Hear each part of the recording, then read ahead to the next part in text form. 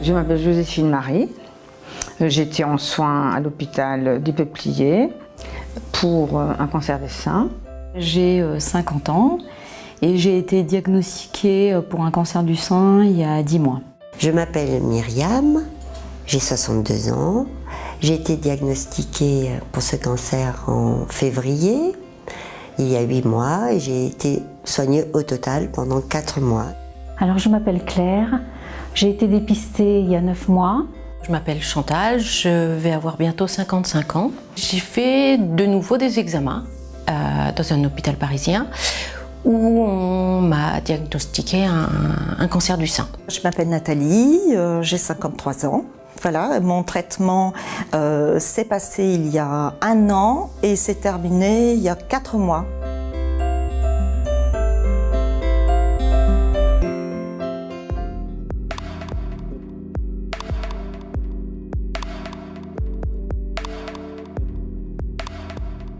J'ai été diagnostiquée lors d'une mammographie de routine, de contrôle.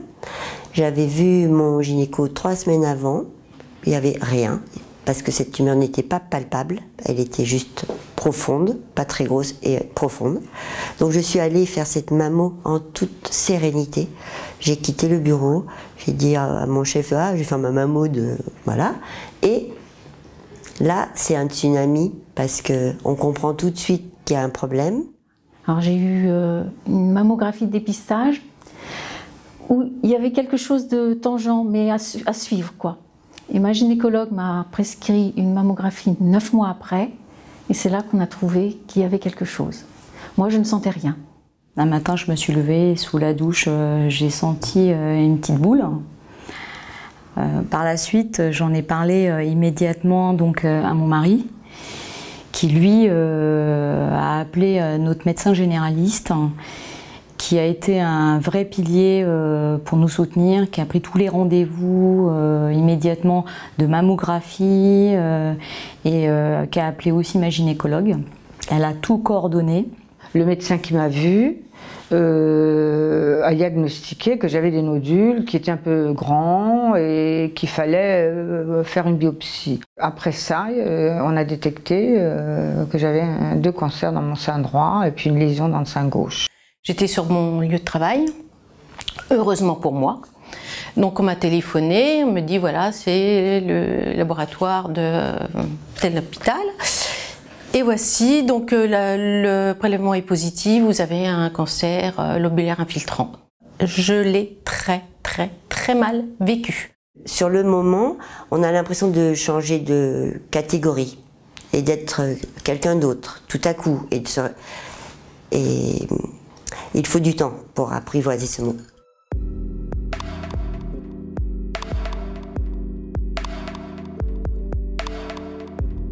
Je pense que j'ai été très bien informée du fait que j'ai toujours eu des visites annuelles avec ma gynécologue, donc on l'est tous plus ou moins bien informés. Oui, j'étais informée sur les dépistages et je les faisais régulièrement, mais je ne pensais pas qu'un jour on allait me dépister le cancer vraiment. Je trouve que c'est très bien ces dépistages, toutes les femmes devraient le faire, mais il y en a beaucoup qui ne le font pas. Est-ce que je faisais de l'autopalpation? Ça, non. Non, c'est vrai que je ne le faisais pas. En fait, c'était un peu prétentieux. Je croyais sans doute que je n'allais pas être atteinte par un cancer, quoi. Il faut ne pas avoir de crainte pour s'autopalper. On peut demander des informations auprès de son médecin généraliste ou de sa gynécologue pour acquérir une éducation. Au collège, il faut en parler pour que ce ne soit pas tabou, afin que les jeunes filles acquièrent en fait cette éducation à la santé, parce que c'est une vraie éducation à la santé, puisque c'est un problème de santé publique majeur.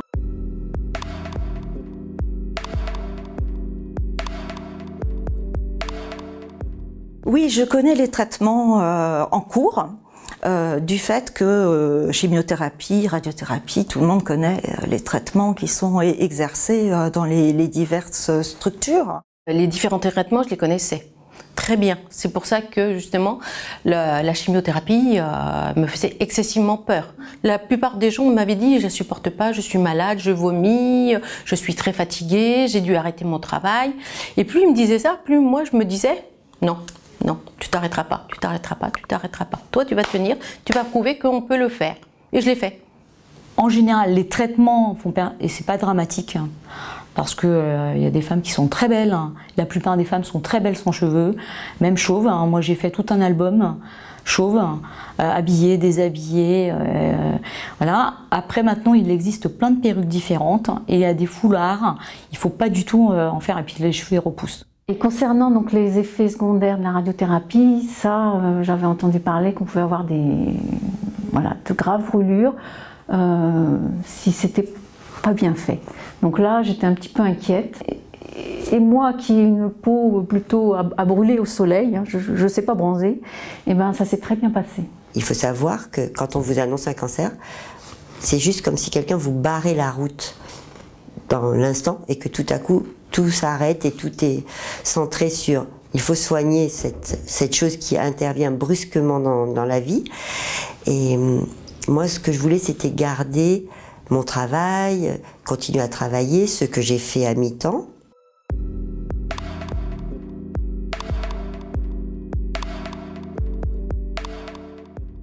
Moi, je suis ravie du traitement au peuplier parce que j'ai été agréablement surprise de la gentillesse, l'écoute, le savoir-faire des médecins, tous les corps de métier. Franchement, que ça soit l'accueil, donc la secrétaire, jusqu'à la radiothérapeute, puisqu'on parle des peupliers. J'ai été soignée en partie à l'hôpital des Peupliers où franchement j'ai été très très bien entourée, où on m'a donné les informations dont j'avais besoin, même si je suis dans le milieu paramédical, j'avais besoin d'informations parce que voilà, j'étais une patiente lambda et j'avais besoin aussi qu'on me donne des informations. Ici, j'ai trouvé un autre accueil, j'ai rencontré un regard et quelqu'un à qui j'ai dit ce qui m'était arrivé. Et je me sentais entre de bonnes mains et j'avais absolument... Il m'a juste dit ça ira et voilà. Et bon, j'étais confiante. J'ai beaucoup apprécié effectivement l'humanité en fait des équipes que j'ai rencontrées. Il y a vraiment, je sens une bienveillance quoi. C'est dans le livret de l'hôpital, on dit bien de ne pas hésiter à poser des questions, de ne pas hésiter à faire part de ses doutes, qu'on sera toujours bien accueilli. Et ben c'était pas un vain mot quoi.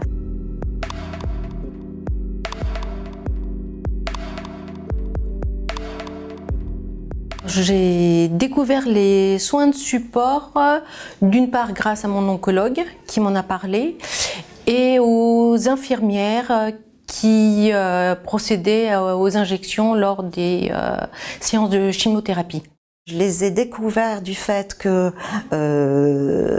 une infirmière venait de temps en temps à mon domicile, puisque ça aussi ça existe. J'ai découvert les soins de support en consultation ici.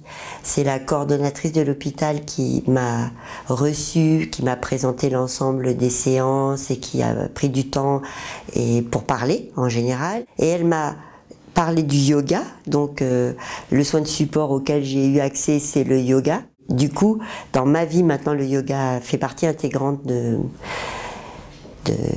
ma nouvelle existence. Moi, j'ai fait appel à l'acupuncture, comme je l'ai dit, et je pense que ça m'a vraiment rendu service, que ça m'a évité bien des choses. Le problème d'aphte, par exemple, avec le traitement de chimio que je suivais. C'est vraiment utile pour se détacher de la maladie, pour oublier l'intensité des soins, quelquefois la fatigue, les douleurs. Et ça permet aussi d'échanger avec d'autres personnes qui ont la même pathologie ou une pathologie différente, puis avec des gens qui n'ont aucune pathologie, par exemple les infirmières ou les profs de gym qui sont présents. On a des soins du visage, on a conseil en images, on a de la sophrologie, de la naturopathie, du tai chi, l'acupuncture et tout ça.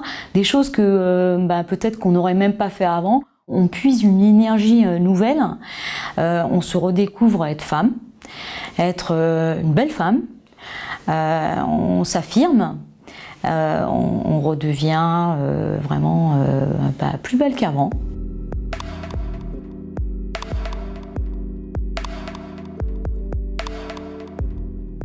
Alors, je pense que les combines, si on devait m'en demander, ou des bons tuyaux, ça serait effectivement d'être toujours entouré, de ne pas broyer du noir, surtout pas de broyer du noir.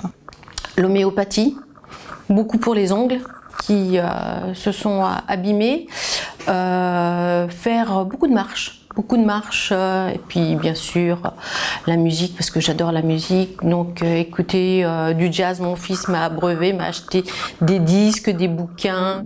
J'ai pris tous les moyens que j'avais à ma disposition pour éviter que ça se passe mal. J'ai été voir un acupuncteur, j'ai même fait appel à un coupeur de feu parce qu'on m'a donné son adresse, moi je ne connaissais pas du tout. Quand j'étais fatiguée, je me reposais. Et quand j'allais bien, j'allais faire des petites promenades, j'allais prendre des petits plaisirs dans les coins qui me faisaient plaisir, et j'allais surtout vraiment me faire plaisir. Par exemple, je prenais le bus pour aller m'acheter ou un livre, ou un habit, ou des maquillages. En fait, je me faisais plaisir. Vous savez, je suis quelqu'un de battant. Je suis une battante, pardon. Et donc, on m'interdisait la piscine pour la raison... J'avais pas le droit, à cause de la radiothérapie, je ne pouvais plus faire mon sport. Mais je suis sortie beaucoup, je faisais beaucoup d'expos, je m'occupais beaucoup l'esprit.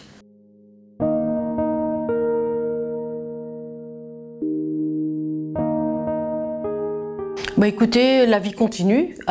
Pour moi, je vais continuer mon travail parce que j'adore mon travail. Et j'ai en plus la chance de travailler dans cet hôpital où, par rapport à mon hôpital précédent, où je côtoie beaucoup de patients atteints d'un cancer.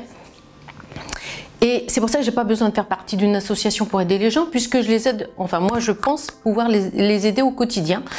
Je le pense et j'en suis sûre, puisque même quelquefois mes patrons font appel à moi lorsque eux aussi ont une annonce un peu difficile à faire. La chose la plus marquante pour moi, c'est d'avoir quelqu'un avec moi. C'est d'avoir... mon mari, ça a été un pilier, mais mes enfants aussi. Ils m'ont tous entourée avec beaucoup d'amour. J'ai reçu beaucoup d'amour. Et l'amour, ça aide?